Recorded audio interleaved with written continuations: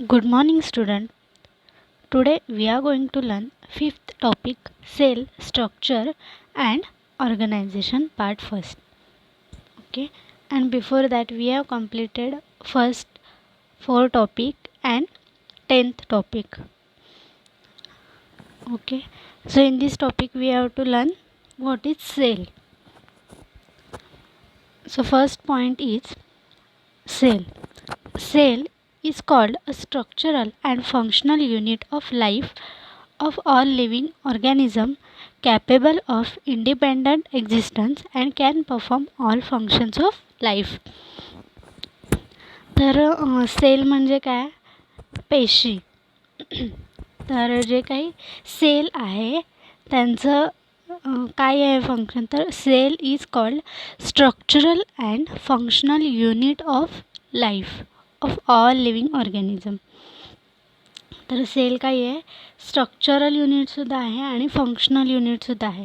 म्हणजे जे काही सगळे लिव्हिंग ऑर्गॅनिझम्स आहेत किंवा सगळे जे काही लिव्हिंग ऑर्गॅनिझम प्रेझेंट आहेत त्यांचं जे काही स्ट्रक्चर आहे ते पण सेलपासूनच मेडअप झालेलं आहे आणि त्यांचे जे काही वर्क आहेत, त्यांचे जे काही फंक्शन्स असतात वेगवेगळे, ते सगळेसुद्धा सेलपासूनच मेडअप झालेले असतात.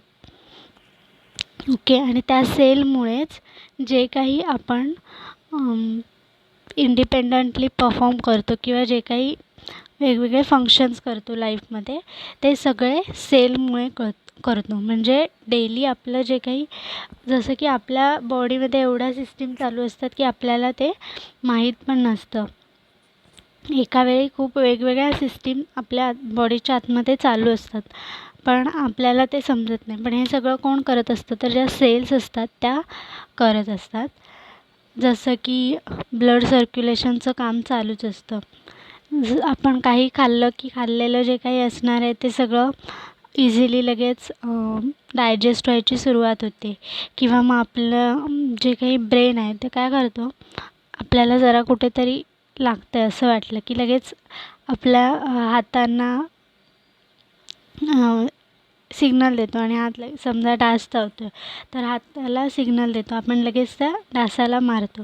किंवा इवन काहीही, जस्ट आपल्याला एखादी वस्तू जरी उचलायची असेल तर ती आपण कशा पद्धतीने उचलतो, तर ब्रेन जो आहे तो आपल्याला सिग्नल देतो हाताला आणि त्याच्याने लगेच मग ते उचललं जातं. आणि सगळं किती क्विकली चालू असतं, म्हणजे सेकंडचा पण त्याच्यामध्ये टाईम जात नाही, एकदम फास्ट चालू असतं. तर ह्याच्या सगळ्यासाठी सेल्स ह्या खूप गरजेच्या असतात. To see cell clearly we need a microscope. Larger cells can be seen through simple microscope, but to see smaller cells we require compound microscope. तर ज्या काही सेल्स आहेत आपल्याला नीट बघण्यासाठी मायक्रोस्कोपची गरज असते. ज्या काही मोठ्या सेल्स आहेत त्या साध्या सिम्पल मायक्रोस्कोपमध्ये दिसतात, पण एकदम छोट्या छोट्या ज्या सेल्स असतात त्याच्यासाठी कंपाऊंड मायक्रोस्कोप लागतो. In the microscope we use in the laboratory, a beam of light is used to make thing visible, hence it is light microscope. Okay, तर जो आपण लॅबोरेटरीमध्ये यूज करतो मायक्रोस्कोप, तर तो जो मायक्रोस्कोप असतो त्याच्यामध्ये बीम असतो लाईटचा आणि त्याच्यामुळे काय होतं, तर लाईट पास होते आणि जे आपल्याला ऑब्जेक्ट पाहिजे ते इझिली चांगल्या प्रकारे दिसतं. म्हणून ह्या मायक्रोस्कोपला लाईट मायक्रोस्कोप म्हटलं जातं. आणि जे काही त्या सेलच्या आतल्या साईडचं जे काही स्ट्रक्चर असेल ते बघायचं असेल तर त्याच्यासाठी आपल्याला इलेक्ट्रॉन मायक्रोस्कोप हा गरजेचा असतो. There is no typical shape of cell. Cells may be spherical, rectangular, flattened, polygonal, oval, triangular, conical, columnar, etc. तर सेलचं असं पर्टिक्युलर राऊंड स्ट्रक्चर आहे, स्पेरिकल आहे असं नाही आहे. तर सेलच्या वेगवेगळ्या प्रकारचे स्ट्रक्चर्स असतात. प्रत्येक ॲनिमलमध्ये किंवा प्रत्येक ऑर्गॅनिझममध्ये सेलचे जे काही स्ट्रक्चर आहे ते वेगवेगळं असतं. Cell size varies greatly in various plants and animals. Okay, जसं की म्हटलं प्रत्येक ॲनिमल प्लांट्समध्ये किंवा ऑर्गॅनिझममध्ये जसं सेलचं शेप वेगवेगळा असतो, सेम त्याच पद्धतीने साईजसुद्धा वेगवेगळी असते. Some of them are not visible to naked eye and some are barely visible while some are microscopic.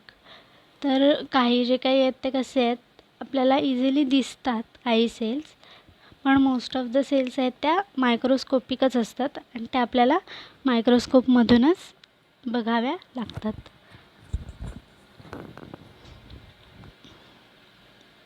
Okay, तर नेक्स्ट पॉईंट आहे टोटिपोटेन्सी.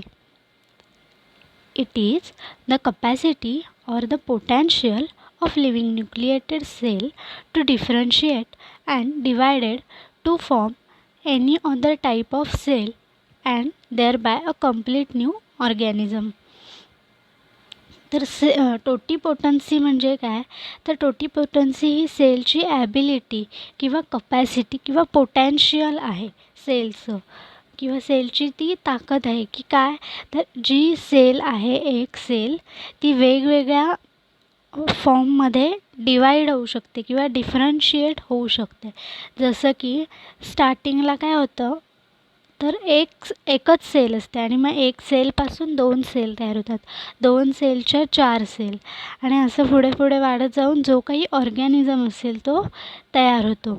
तर ते कसं काय होतं, एकाच सेलमधून एवढे सारे पुढे कसं काय पूर्ण बॉडीचे ऑर्गन. आता समजा आपल्या ह्युमन बिंगचंच घेतलं तर आपल्या बॉडीवरती किती वेगवेगळ्या प्रकारचे ऑर्गन्स आहेत, मग ते एका सेलपासून एवढे सगळे ऑर्गन्स कसे काय डेव्हलप होतात, तर त्याच्यासाठी रिझन आहे हे टोटिपोटेन्सी. तर जे काही सेलचं पोटॅन्शियल आहे त्याच्यामुळे काय होतं, तर पूर्णपणे नवीन ऑर्गॅनिझम तयार होऊ शकतो अशी त्याच्यामध्ये ॲबिलिटी असते. का, तर ती जी सेल आहे ती वेगवेगळ्या पार्ट्समध्ये डिफरन्शिएट होते किंवा वेगवेगळ्या पार्ट्समध्ये डिवाईड होते आणि ते पार्ट्स तयार करते. A cell is totipotent because it has the entire genetic information of the organism in its nucleus. तर सेल टोटिपोटंट का आहे, तिच्यामध्ये कपॅसिटी किंवा पोटॅन्शियल कसं काय आहे, तर त्याचं कारण म्हणजे तर पूर्ण जे काही एंटायर जेनेटिक इन्फॉर्मेशन आहे, म्हणजे जे काही सगळं स्ट्रक्चर किंवा जसं की आपण असतो ते आपण आपल्या पॅरेंट्समधले काही ना काहीतरी जे काही वेगवेगळे कॅरेक्टर्स असतात ते आपल्यामध्ये आलेले असतात, थोडे मदरकडचे आणि थोडे फादरकडचे. तर हे जे काही कॅरेक्टर्स असतात ते सगळे जेनेटिक इन्फॉर्मेशन असते, ती इन्फॉर्मेशन एका सेलमध्ये प्रेझेंट असते, त्या सेलमधला जो न्यूक्लियस असतो त्याच्यामध्ये प्रेझेंट असते आणि त्याच्यामुळे त्या सेलमध्ये ॲबिलिटी असते की ती पूर्ण कंप्लीट न्यू ऑर्गॅनिझम तयार करू शकते. Embryonic animal cells are totipotent and are term as stem cells. Stem cells have great medical application including cure for diseases. तर जो एम्ब्रियो असतो म्हणजे जे काही स्टार्टिंगला म्हणजे ह्युमन बिंग तयार व्हायच्या आधी किंवा कुठलेही ॲनिमल्स तयार व्हायच्या आधी थोडा ऑर्गन फॉर्म व्हायला सुरुवात झालेली असते, तर त्याला एम्ब्रियो म्हणतात. तर ते जो एम्ब्रियो असतो त्याच्यातल्या सेल्स असतात त्या सेल्स टोटिपोटंट असतात, म्हणजे कुठल्याही याच्यामध्ये डिवाईड होऊ शकतात. म्हणून मग काय होतं, तो एम्ब्रियो पूर्ण वेल डेव्हलप कंप्लीट ऑर्गॅनिझम तयार करतो आणि त्या ज्या सेल्स असतात त्यांना स्टेम सेल्स असं म्हटलं जातं. तर ह्या ज्या स्टेम सेल्स असतात ते काय आहेत, कुठल्याही पार्टमध्ये इझिली डिवाईड होतात. म्हणून मग ह्याचं मेडिकल ॲप्लिकेशनमध्ये खूप मोठा यूज आहे. का, तर जे काही वेगवेगळे डिसीजेस असतील ते क्युअर करण्यासाठी किंवा मग काही असे ऑर्गॅनिझम्स आहेत की जे डॅमेज होत चालले, तर तिथे ह्या सेल्स स्टेम सेल्स आहेत त्या इन्सर्ट केले जातात आणि त्या काय करतात, तर तिथे तो ऑर्गन जो काही असणार आहे तो बॉडी पार्ट असेल तो तयार करायला सुरुवात करतात. किंवा मग स्किन असेल किंवा अजून वेगवेगळे जे काही डिसीजेस असतील तर त्याच्यासाठी ह्या स्टेम सेल्सचा खूप मोठ्या प्रमाणात यूज होतो.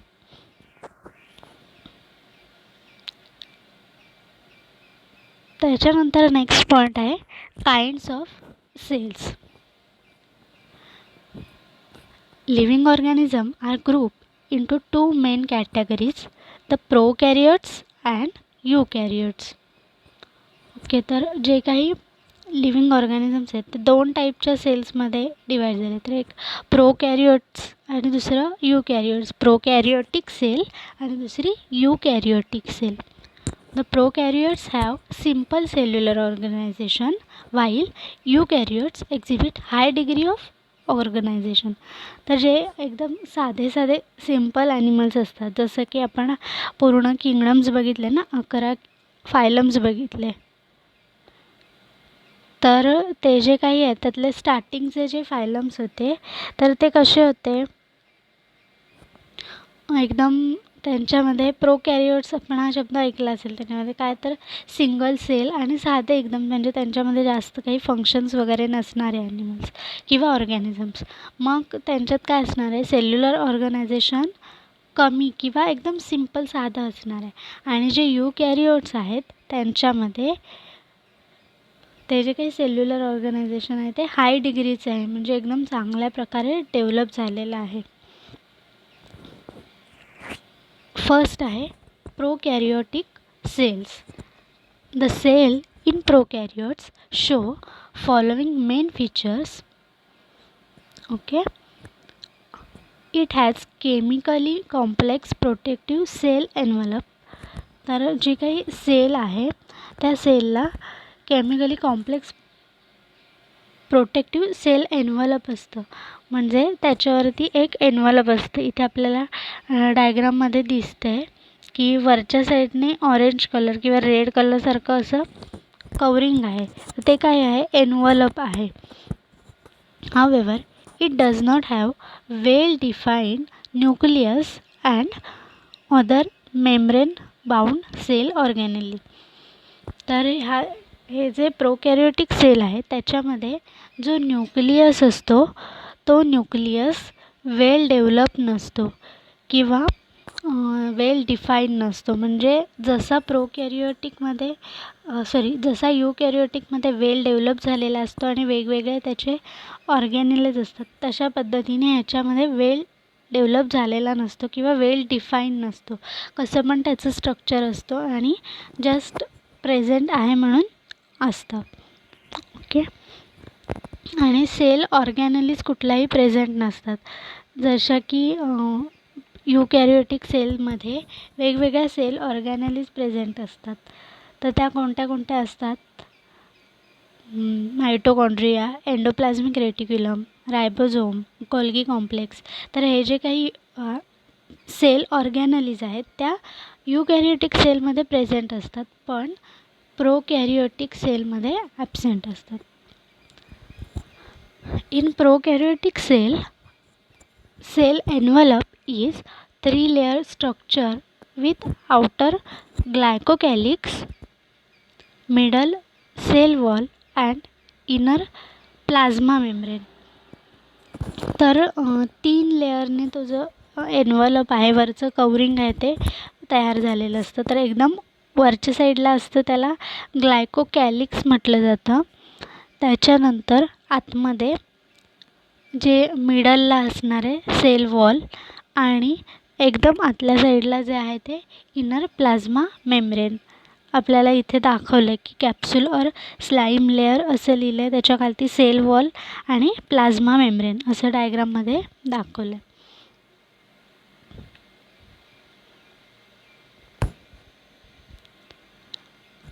आणि त्यांच्यावरती काय आहे तर पिली प्रेझेंट्स आहेत. म्हणजे काय तर प्रोजेक्शन्स आहेत ट्युब्युलर पिली. ते जे काही इथे पिले दिसतात ना उभे उभं, एक असं काट्यांसारखं स्ट्रक्चर आहे, तर ते कशासाठी आहे, तर जे काही कम्युनिकेशन असणार आहे इंटरसेल्युलर, दोन सेलमधलं वगैरे जे काही कम्युनिकेशन असेल किंवा काही ट्रान्सफर करायचं असेल तर त्याच्यासाठी त्याचा यूज होतो. The cell membrane show infolding called mesosome, which helps in the cell wall formation and DNA replication. तर जे मेसोझोम असतं ते काय करतं तर सेल वॉल फॉर्मेशनमध्ये हेल्प करते. आणि दुसरं काय आहे तर DNA रेप्लिकेशन, म्हणजे जो DNA असतो त्याच्या पुढे पुढे सेम कॉपीज तयार करायसाठी मिझोझोम्स हे वर्क करतात. Some bacteria especially photosynthetic cyanobacteria show more longer extension called chromatophore. They carry photosynthetic pigment. ओके, तर त्या काही जे काही बॅक्टेरिया आहेत त्यांच्यामध्ये क्रोमॅटोफोर असतं, जे की काही आहे फोटोसिंथेटिक पिगमेंट आहे, जेणेकरून काय करतात त्या पिगमेंट्स थ्रू फोटोसिंथेसिस करतात. The cytoplasm contain dense particles called ribosomes helping in protein synthesis. तर जे काही रायबोझोम्स प्रेझेंट असतं ते काय करतं तर जे काही प्रोटीन सिंथेसिस आहे त्याच्यासाठी वर्क करतं किंवा प्रोटीन तयार करतं. Ribosomes are described by their sedimentation rate in Svedberg units. तर जे काही रायबोझोम्स आहेत ते कशा पद्धतीने काउंट केले जातात तर बॅक्टेरियल रायबोझोम्स आर 70S, म्हणजे त्यांचं एक अमाऊंट अशी असते की त्यांना 70S असं बोललं जातं. त्यांचं युनिट काय आहे तर एस हे स्वेटबर्ग युनिट आहे. तर बॅक्टेरियल रायबोझोम्स किती असतात तर 70S एवढे असतात.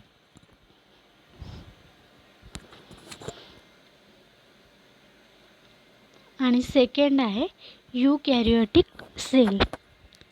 Cells in which the nucleus has a definite nuclear membrane are known as eukaryotic cells. तर यूकॅरियोटिक सेल म्हणजे काय, आधी प्रोकॅरियोटिक आपण बघितलं. तर प्रोकॅरियोटिकमध्ये काय तर जे न्यूक्लियर आहे किंवा न्यूक्लियस आहे तो वेल डेव्हलप्ड नव्हता किंवा वेल डिफाईन नव्हता. पण यूकॅरियोटिकमधला न्यूक्लियस कसा आहे तर डिफायनेट आहे किंवा वेल डिफाईन, वेल डेव्हलप झालेला आहे. These cells exhibit presence of membrane bound cell organelles, for example cells of protists, plants, animals and fungi. तर जे प्रोकॅरियोटिक सेल कुठल्या किंगडममधले असतात तर मोनेरा किंगडममध्ये. आणि पुढचे जे 4 किंगडम्स आहेत प्रोटिस्टा, प्लांटी, फंगी, ॲनिमॅलिया. तर ह्या ज्या किंगडममधले जे काही ऑर्गॅनिझम्स आहेत त्यांच्यामध्ये यूकॅरियोटिक सेल्स असतात. The eukaryotic cells have different shape, size and physiology, but all the cells are typically compose of plasma membrane, cytoplasm and its organelles. तर आता जरी यूकॅरियोटिक सेल्स असल्या, प्रत्येक ऑर्गॅनिझममध्ये वेगवेगळ्या प्रकारची शेप असेल, साईज असतो, पण त्यांच्यामध्ये असणारे जे काही वेगवेगळे पार्ट्स आहेत किंवा कशापासून कंपोज झाले ते सगळे पार्ट्स सेम असतात. त्याच्यामध्ये काय काय असतं तर plasma membrane, cytoplasm and its organelles, cell organelles. कुठल्या कुठल्या आहेत तर mitochondria, endoplasmic reticulum, ribosomes, Golgi complex etcetera and a true nucleus. तर त्यांच्यामध्ये ट्रू न्यूक्लियस प्रेझेंट असतो. जसं की प्रोकॅरियोटिकमध्ये न्यूक्लियसचं स्ट्रक्चर कसंही होतं, वेल डेव्हलप किंवा चांगल्या प्रकारे नीट स्ट्रक्चर नव्हतं, पण यूकॅरियोटिकमध्ये वेल डेव्हलप आणि ट्रू न्यूक्लियस प्रेझेंट असतो. ओके, तर हे जे काही सेल ऑर्गॅनलीज आहेत किंवा कंपोनंट ऑफ यूकॅरियोटिक सेल्स आहेत ते आपल्याला 1 बाय 1 जे काही आहेत जसं की mitochondria, endoplasmic reticulum, cell wall, ribosome, Golgi complex, हे जे काही वेगवेगळ्या प्रकारचे कंपोनंट्स आहेत ते 1 बाय 1 आपल्याला नेक्स्ट लेक्चरपासून बघायचे आहेत. ओके, सो आज आपण काय काय बघितलं. फर्स्ट सेलची टोटिपोटन्सी, त्याच्यानंतर काइंड्स ऑफ सेल. त्याच्यामध्ये 2 टाईप्स आहेत. कुठला तर प्रोकॅरियोटिक अँड यूकॅरियोटिक. तर यूकॅरियोटिक सेलचे कंपोनंट्स काय काय आहेत ते आपल्याला पुढच्या लेक्चरपासून बघायचे आहेत. Okay, thank you.